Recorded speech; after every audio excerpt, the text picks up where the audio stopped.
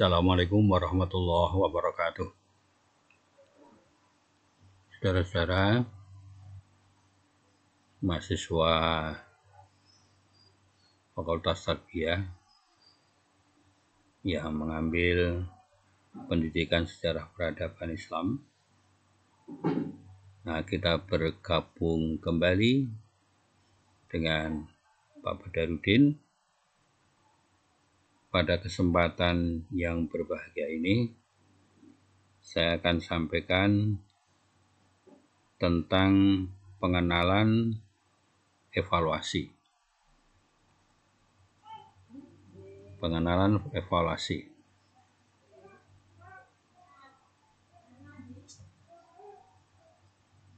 Pada pengenalan evaluasi ini,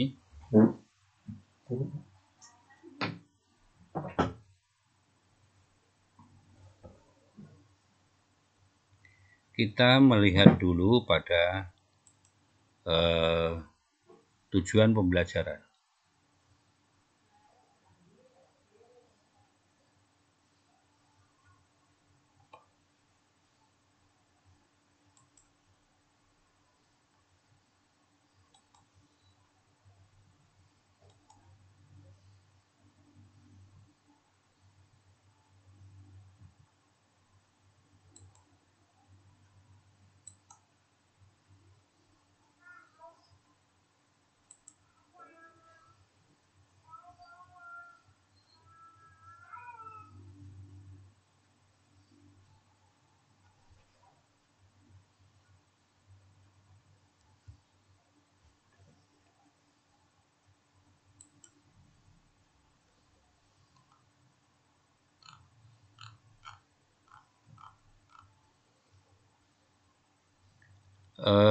Nanti kita akan lihat pada kompetensi dasar dan indikator. Itu yang kita cari. Jadi ada pada kurikulum 2013 itu ada KI 1, ada KI 2, KI 3, dan KI 4. Itu sumbernya dari sana. Jadi KI 1 itu menghargai dan menghayati ajaran agama yang dianutnya. Kemudian KI 2 itu adalah di sini menghargai, menghayati perilaku jujur, disiplin, tanggung jawab, peduli, toleransi, gotong royong, santun, percaya diri dalam berinteraksi secara efektif dengan lingkungan sosial dan alam dalam jangkauan pergaulan dan keberadaan. Ini kalau KI kompetensi 2, kompetensi inti 2. Ya, ini inti 2. Jadi ada ruh di sini untuk ke kognitif, afektif maupun pada psikomotorik.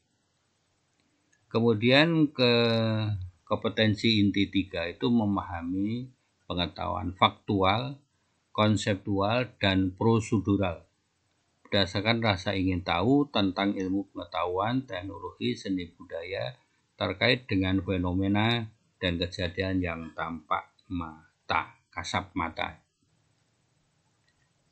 Kemudian ke kompetensi inti 4 itu mencoba untuk mengolah, menyaji dalam ranah konkret menggunakan, mengurai, merangkai, memodifikasi, dan membuat, dan dalam ranah abstrak menulis, menghitung, membaca, mengarang sesuai dengan apa yang dipelajari. Nah, kemudian kita akan melihat bahwa penggunaan taksonomi Bloom dalam perumusan tujuan pembelajaran secara kognitif. Nah, tujuan pendidikan untuk ranah kognitif menurut taksonomi Bloom dibagi menjadi 6. Jadi dari pengetahuan, pemahaman, penerapan, analisis, sintesis, dan evaluasi. Kemudian contoh untuk kognitif itu level pengetahuan misalnya. siswa mampu menyebutkan kriteria learning objektif dalam suatu model rancangan pembelajaran. Itu pengetahuan. Kemudian pemahaman, itu level pemahaman, itu mahasiswa mampu membuat contoh learning objektif untuk bidang studi mereka masing-masing. Yang ketiga, level aplikasi, mahasiswa akan mampu menuliskan sebuah learning objektif pada ranah kognitif. Itu cuma contoh-contoh saja. Nah, kemudian kepada ranah afektif, itu teori Bloom's taksonomi, itu ada penerimaan, partisipasi, penentuan sikap, organisasi, pembentukan pola hidup, dan evaluasi. Nah, itu untuk afektif. Nah, kemudian misalnya memberi contoh level penerimaan. Mahasiswa bersedia mengikuti pelajaran dengan baik ketika berada di dalam kelas. Jadi kalau dalam peradaban bisa masuk, yaitu setelah mengikuti training course desain, mahasiswa dapat menyatakan keberaniannya untuk mengikuti jejak perjuangan Rasulullah. Nah, itu kalau ke peradaban. Kemudian ada ranah psikomotorik, Bloom's taksonomi psikomotorik. Mahasiswa akan mampu membedakan berapa warna yang ada digunakan dalam lukisan minyak. Mampu membedakan berapa warna yang akan digunakan dalam lukisan minyak. Level kesiapan, mahasiswa akan mampu menyusun langkah-langkah yang diperlukan untuk membuat kue dadar dengan tepung, misalnya. Kemudian bisa juga gerakan terbimbing, mahasiswa akan mampu mengikuti langkah dakwah Rasulullah di Mekah. Nah, itu bisa masuk ke situ. Maka itu gerakan terbiasa, mahasiswa akan mampu menyuntikkan jarum pembuluh darah ke pasien. Nah, itu pada komponen-komponen itu. Maka kemudian tersimpulkan tentang audience, behavior, condition, dan degree. Nah, ini yang evaluasi itu berdasarkan kepada rumusan tujuan pembelajaran. Ya, rumusan tujuan pembelajaran. Nah, sebelum itu kita akan melihat pada strategi. Ya, strategi.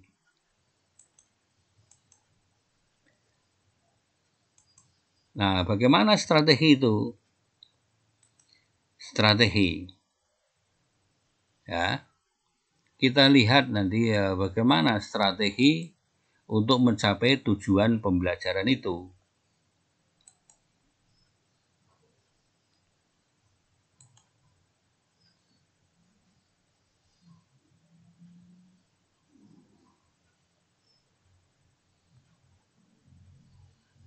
Pada strategi ya. Bagaimana strategi itu? Nah, maka kita lihat di dalam strategi apa yang harus disesuaikan dalam strategi itu, yaitu strategi pembelajaran. Ya, strategi pada pembelajaran. Nah, bagaimana strategi pembelajaran itu?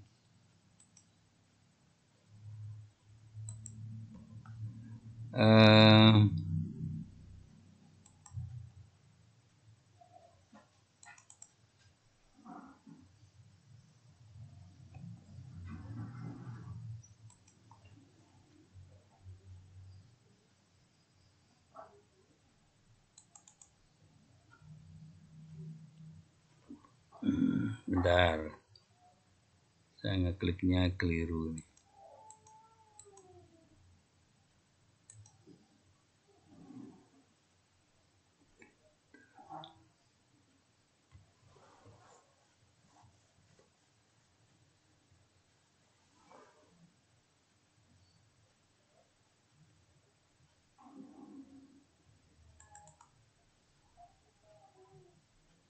Nah, apa kita lihat ini.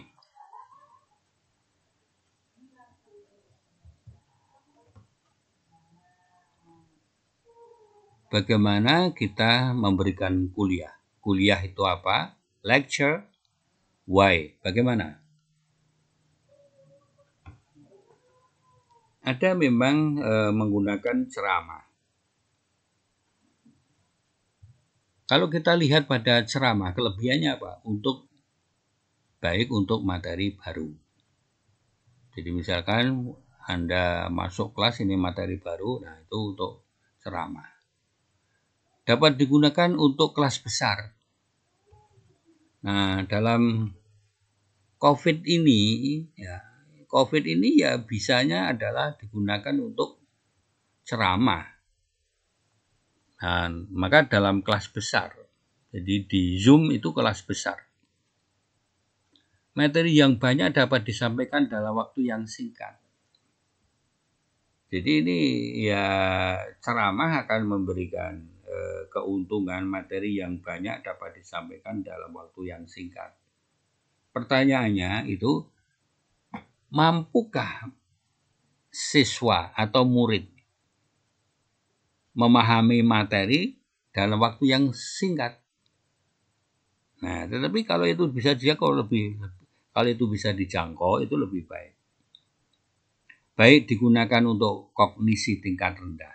Jadi misalkan hanya menyebutkan, membandingkan, melafatkan, itu kan mudah itu. Kelemahannya apa? Daya tahan mahasiswa untuk berkonsentrasi dengan menggunakan indera telinga terbatas. Telinga terbatas, mata juga terbatas. Misalkan begini, ketika Zoom, itu mahasiswa terlihat semua.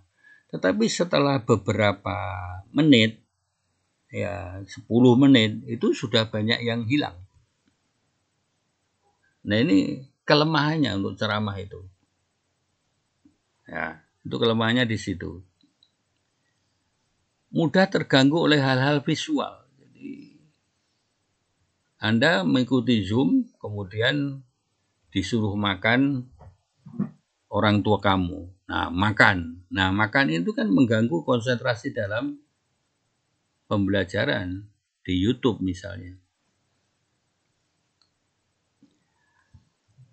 Mahasiswa sulit membandingkan, menganalisis, atau mengevaluasi gagasan dosen. Coba, ini Badarudin ngapain, terus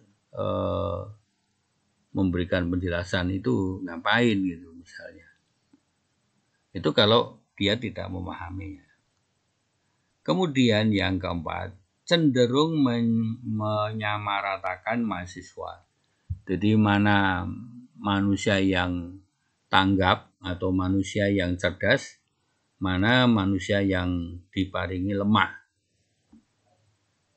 Cenderung menyamaratakan mahasiswa itu wabeh pinter. Nah, yang nggak ngerti itu juga satu kesulitan. Nah, ada pula kegunaan ceramah itu untuk memberi pengarahan. Jadi misalkan ada 200 orang mahasiswa, masukkan dalam ruangan yang memuat itu, diceramai, selesai. Walaupun itu ada 3 atau jenjang 3 atau jenjang 4 misalnya. Nah, kemudian apabila materi tidak tersedia dalam bentuk tulisan, jadi Saya memberikan ini ya tulisannya ada, ceramahnya juga ada. Untuk apa? Mengurangi kebosanan Anda. Coba ini. Itu ya gini lah. Kapan ceramah digunakan untuk memberi pengarahan. Apabila nanti tidak tersiar dalam bentuk tulisan, makalah tidak ada, PowerPoint tidak ada, ya ceramah itu. Tetapi membosankan.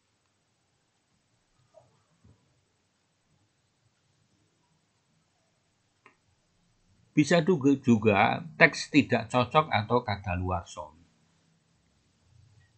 Sekarang misalkan begini, pembelajaran ini pakai daring, ya.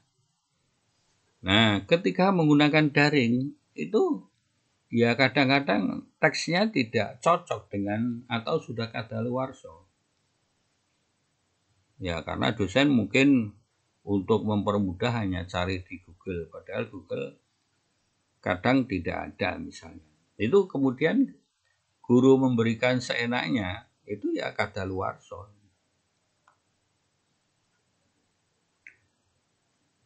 Nah, kemudian untuk ceramah itu digunakan untuk memotivasi dan menunjukkan antusiasme para mahasiswa itu, bisa membantu dari fakultas agar memberi motivasi dan menunjukkan pada antusiasme. Untuk memberikan model cara berpikir, untuk memberikan model cara berpikir.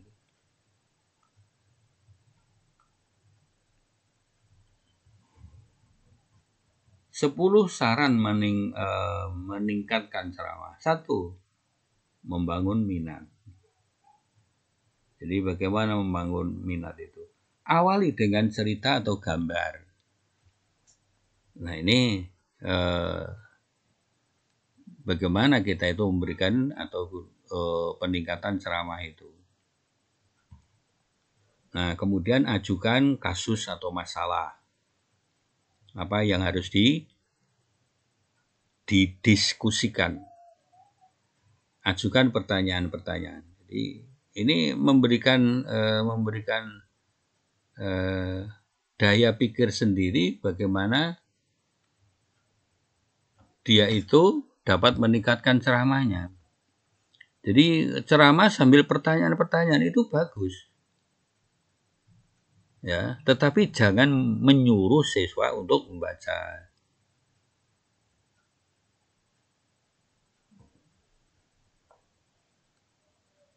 Sekarang maksimalkan pemahaman dan ingatan. Ya, beri kata-kata kunci. Jadi, bagaimana belajar itu dengan baik? Maka beri kata-kata kunci.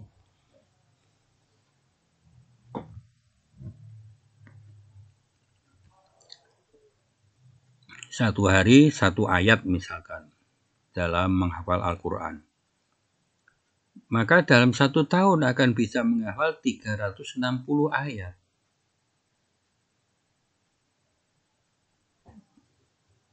Itu kata kuncinya itu di situ. Nah, kemudian beri contoh analogi. Jadi menganalogi dikaitkan dengan situasi yang dulu kemudian situasi sekarang. Misalkan begini.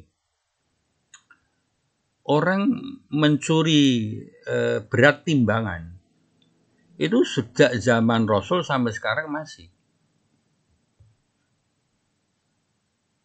Nah, sekarang itu menjelma kepada korupsi.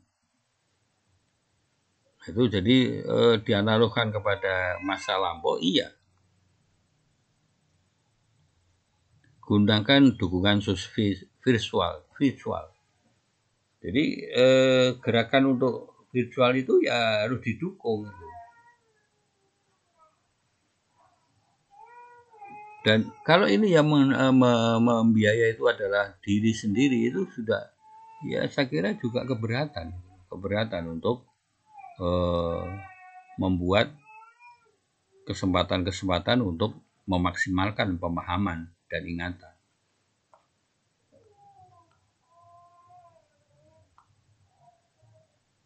Kemudian yang ketujuh itu melibatkan mahasiswa dalam perkuliahan. Beri mahasiswa kesempatan untuk memberi contoh dan menjawab pertanyaan.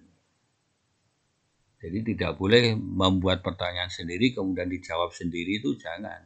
Dipersilahkan. Kalau bisa itu semua mahasiswa menjawabnya.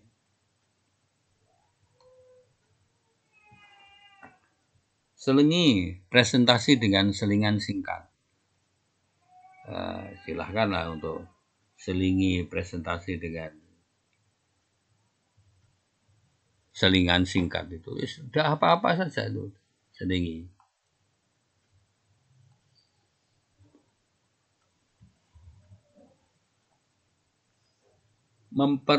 Memperkuat perkuliahan. Terapkan materi perkuliahan pada masalah real atau kekinian. Jadi kalau kita belajar pada sekarang ya harus bisa menjelaskan tentang forum milenial. Nah, bagaimana forum milenial itu? Kemudian masukkan kepada real untuk pembelajarannya. Ya sekarang real itu manusia hidup sekarang itu kan glamor. Jadi wahnya dulu tetapi dia tidak memiliki kemampuan apa-apa. Meminta mahasiswa untuk mereview materi kuliah. Jadi S1 itu untuk mereview itu sulit itu. Jangan S1, S3 saja Pak kelas tarbiyah itu yang memunculkan itu Profesor Jali. Yang mengembangkan itu adalah Profesor Musa Asyari. Itu begitu. Nah, itulah dari lecturing. Ya. Dari lecturing. Bagaimana kita mengenal pada lecturing itu, perkuliahan itu dalam kesempatan-kesempatan pembelajaran. Ya, dalam kesempatan-kesempatan pembelajaran. Nah, itulah namanya lecture, kuliahan, dan gimana? Why? Nah, Pak, kita pahami, nah, kemudian kita akan lihat pada kesempatan yang akan datang. Jadi itu ada perkenalan, sehingga bagaimana strategi pembelajaran itu mulai dipahami. Baik, kita ketemu pada kesempatan yang akan datang. Di sini kita masuk pada lecturing, ya, kemudian lecturing, bagaimana strategi pembelajaran itu dengan active learning. Nanti active learning itu yang perlu dipersiapkan. Baik, saya kira itu yang bisa saya sampaikan pada saudara-saudara sekalian. Dan mudah-mudahan kita bisa ketemu kembali dalam acara perkuliahan yang diselenggarakan. Terima kasih. Wassalamualaikum warahmatullahi wabarakatuh.